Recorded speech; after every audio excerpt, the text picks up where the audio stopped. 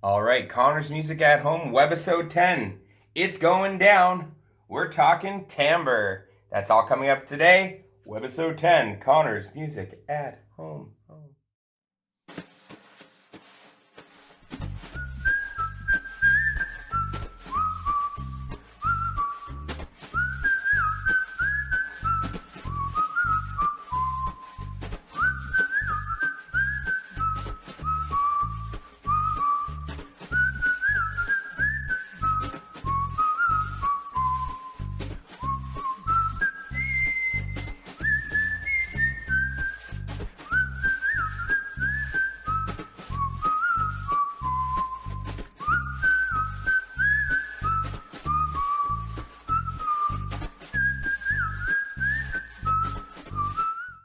All right, so for today's episode, we're talking about timbre. And this is, again, one of those conversations we get into how to differentiate and use your ears as tools to listen to the differences between different things. So, one of the things that's really important is this category of how to describe a sound that's called timbre. So, what happens if you play a note that is the same volume, same dynamic, same pitch? Let's pick C note, and it is not a higher or lower, it's the exact same C note pitch. But how do you tell the difference if it's played on a guitar or a ukulele or a violin or on a trombone or a trumpet or on a harp, etc.? They all sound different, even though they're the exact same pitch.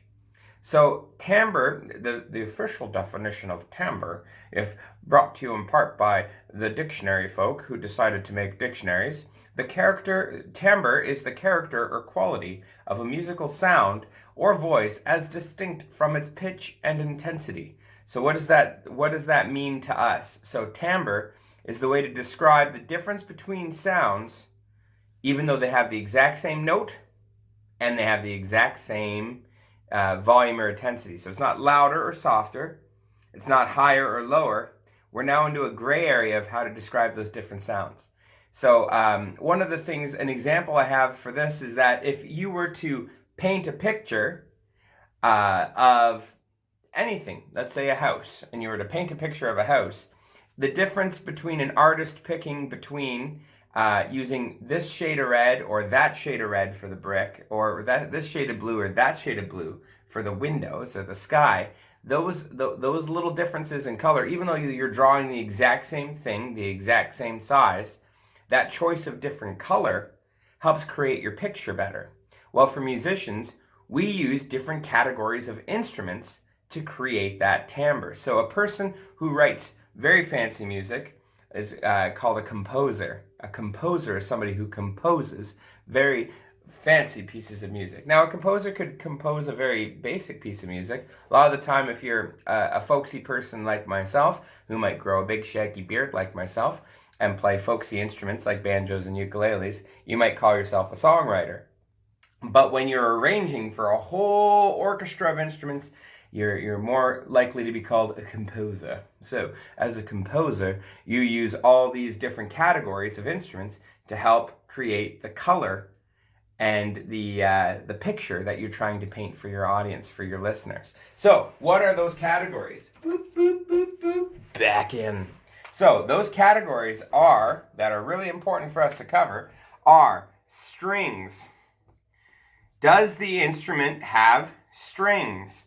That's a really good indication of it being a stringed instrument. Examples of string instruments include guitar, banjo. I'm just saying that really high on the list because obviously I like me my banjo. Ukulele, we'll write uke. But it also could be stringed instruments that are bowed as opposed to picked.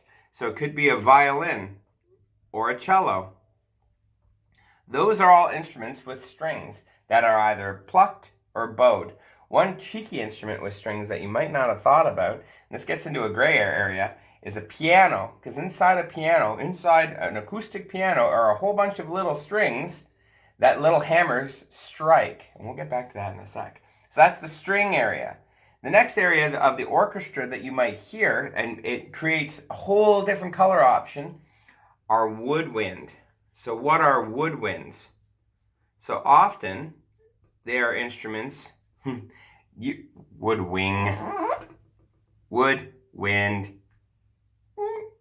So woodwind instruments are the kind of instrument where, without being too simple, they used to be made out of wood, and they were created by, the sounds were created by blowing into them.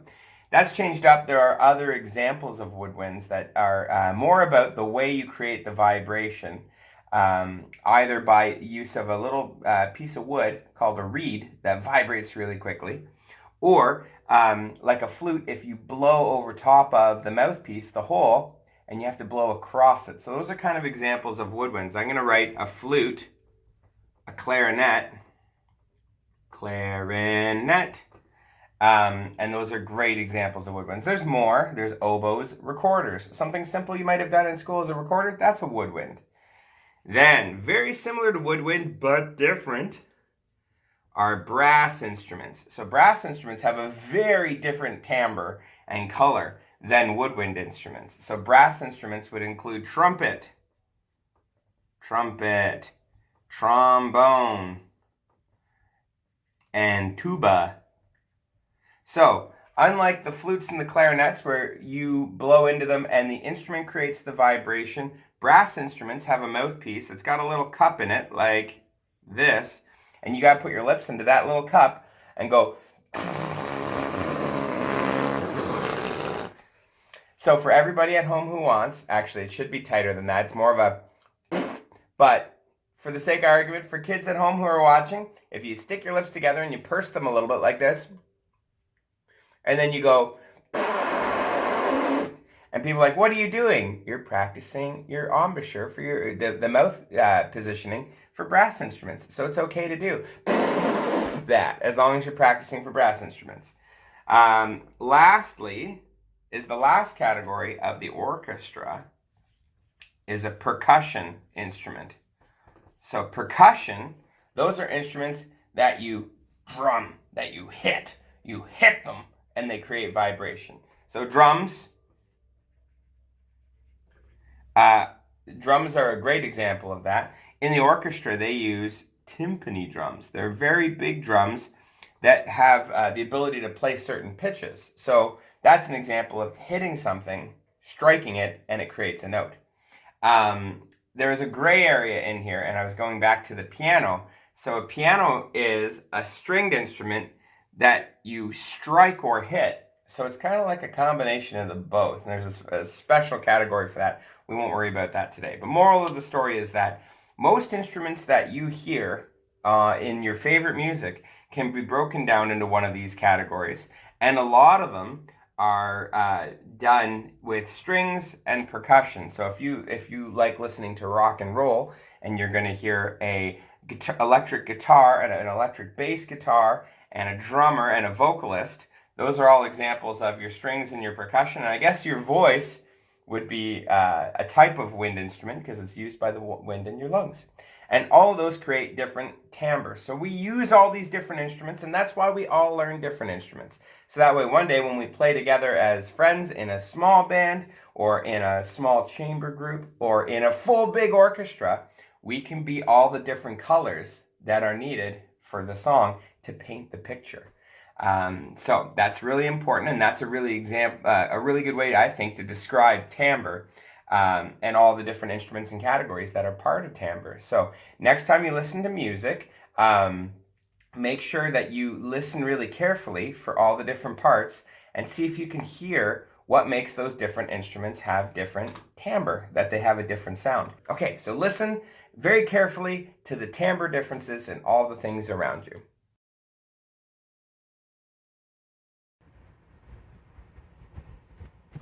Why do hummingbirds hum? Because they forgot the words. Wah wah.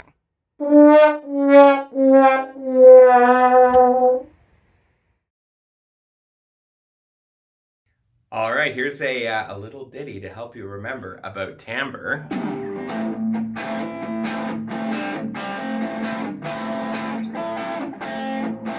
Here now today, we're talking timbre. You better hear, the tone has changed like paint and gold. Ochre and amber, they're not the same. A different range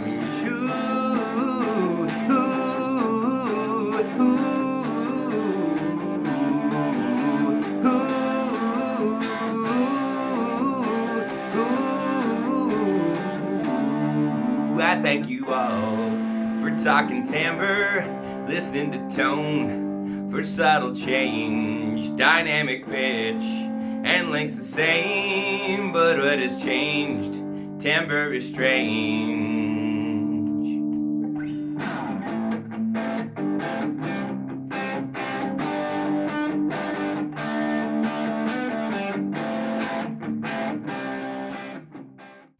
All right, today's first activity, we've got two of them back to back, two activities. Activity one, we're going to play a game called Same or Different. So the deal is what we're going to do, I'm going to try to play a series of instruments underneath of the camera angles. That way you can't see what I'm playing. You can only use your ears. And you have to tell, am I playing the same instrument twice, or am I playing two different instruments? And the way you're going to tell that, the difference between them, because I'm going to play the exact same pitch, the exact same note, the exact same volume, the only difference between them is going to be its timbre. So you have to use your ears and judge the difference in timbre to tell, is it the same instrument or different? So this is same or different. Okay, so our first instrument I pick up, I hide it underneath the camera angle, I play a note.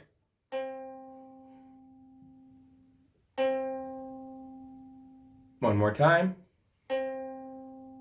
All right, I'm going to put it down. I'm going to pick up a new instrument. Or did I? Who knows? This is sound 2. All right, listeners at home, was it the same or different?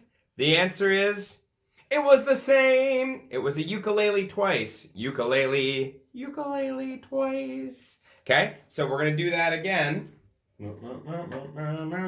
So, same or different. Listen carefully. I'm going to play instrument number 1. Same pitch, same volume, different timbre. Now, I'm going to play another instrument to compare. Am I playing another instrument, or am I playing the same instrument twice? Shoot. That was a bit of a trick. Okay, so the next instrument, this is instrument number 2 to compare, or is it?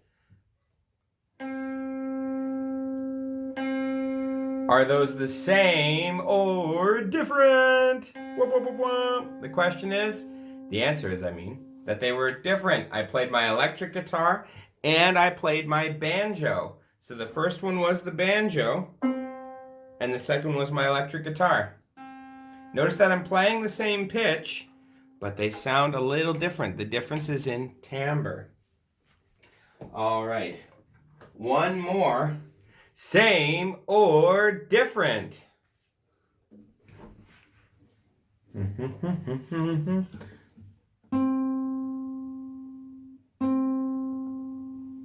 Then I put more hints. All right. Same or different?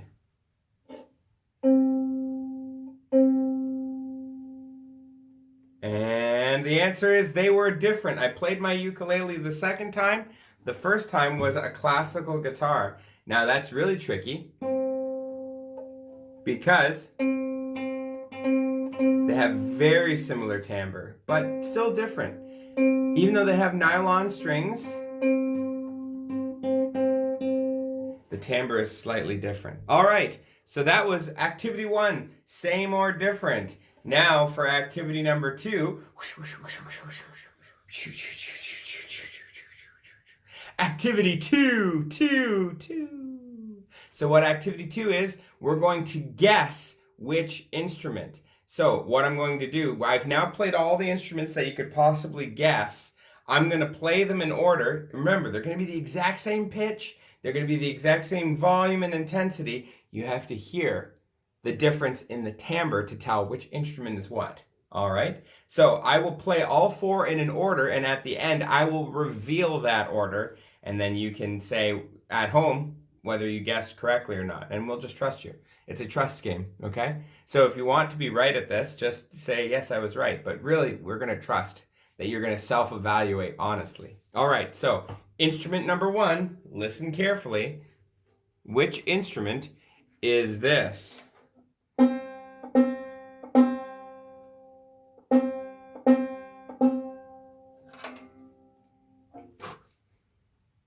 That was a bit of a hint. That's tricky to put that one up and down without guessing. Instrument number 2. Ready?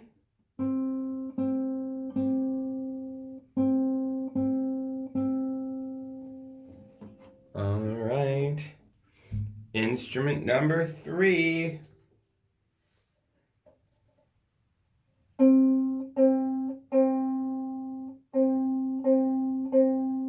And instrument number 4.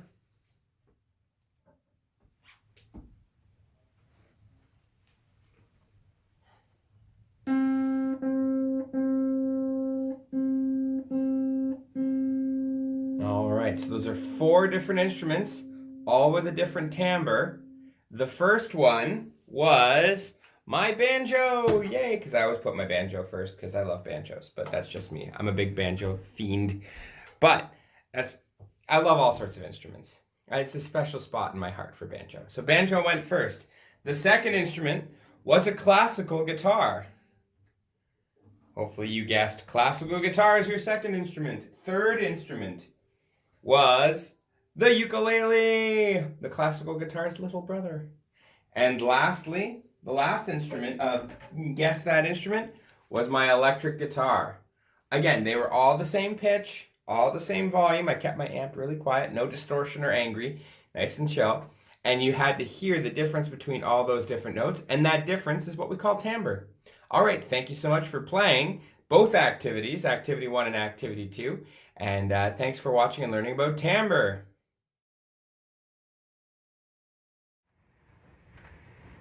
What did the luthier say when he was in the forest chopping down wood to create guitars? And he was picking select tone woods, that way he'd have the nicest sounding guitars? He yelled, "Timbre!" Okay, bit of a stretch of a joke, but gets the point across. Timbre, wah wah.